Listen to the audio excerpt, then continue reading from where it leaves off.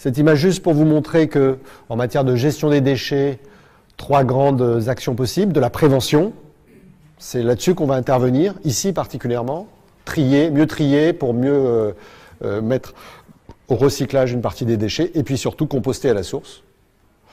Sinon, par la suite, on va trier, collecter de façon sélective donc, en déchetterie, dans des bornes spécifiques, et puis évidemment recycler le plus qu'on peut. Sachant que vous le voyez ici, dans les différents plans que je vais balayer par la suite, la mise en décharge et l'incinération sont vraiment les derniers recours. Parce que d'incinérer un déchet qui est gorgé d'eau n'apporte pas d'énergie, même il en consomme.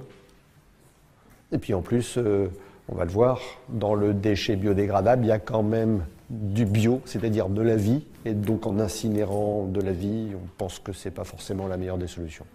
Le mettre en décharge, c'est vraiment pas une bonne idée non plus parce que ça va fermenter et surtout ça va dégager du méthane. Le méthane, c'est extraordinairement puissant en termes d'effet de serre. Le mettre dans une usine de méthanisation, selon les cas, ça peut s'avérer des solutions pertinentes. Dans d'autres cas, ça l'est beaucoup moins, pour ne pas dire pas du tout. Faire du compostage en plateforme, c'est pas mal. Ça peut poser des soucis quand le tri n'a pas été bien fait et qu'on va utiliser le compost, notamment chez les agriculteurs. Ce qui est résolument une bonne solution, de façon obligatoire, ne serait-ce que parce qu'on évite d'avoir à collecter le déchet, c'est quand on l'utilise à la source, quand on fait du compostage, que ce soit avec les vers de terre ou sans. Quand on composte à la source ces déchets, on n'a plus besoin de les collecter. Si jamais il reste un bout de verre ou un bout de plastique ici, de toute façon, on va utiliser ce compost-là sur place. Ça ne gênera pas grand monde. Alors, il existe beaucoup de plans. Le Grenelle de l'environnement a traité de façon très consensuelle la question des déchets. On a eu beaucoup de débats, mais qui ont été vraiment très consensuels sur la question. Pas de déchirement. Il faut globalement réduire à la source, plus réutiliser et recycler, évidemment. Ça, c'est pour l'ensemble des déchets. Et réduire, évidemment, tout ce qu'on incinère et tout ce qu'on met en décharge.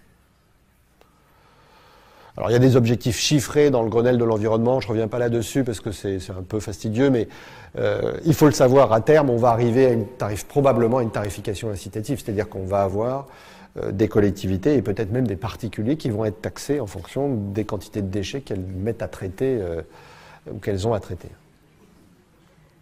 Donc ça veut dire faire de la prévention, notamment promouvoir du compostage. Et vous le voyez quand on fait du compostage de proximité, c'est-à-dire qu'on ne fait pas des plateformes où on met des tonnes et des tonnes, c'est pas besoin de déclarer quoi que ce soit, il n'y a pas de contraintes particulières en termes d'hygiène.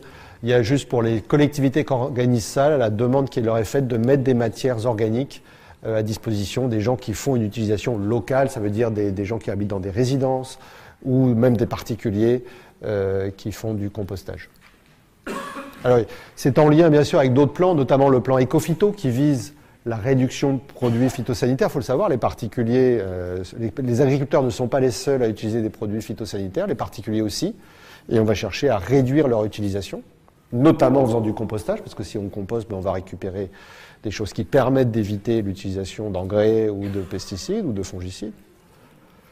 Augmenter la consommation de fruits et légumes, si on fait du compostage, il est probable que derrière, il y ait un encouragement à faire du jardinage. Et puis évidemment, réduire le gaspillage alimentaire, ça tombe sous le sens.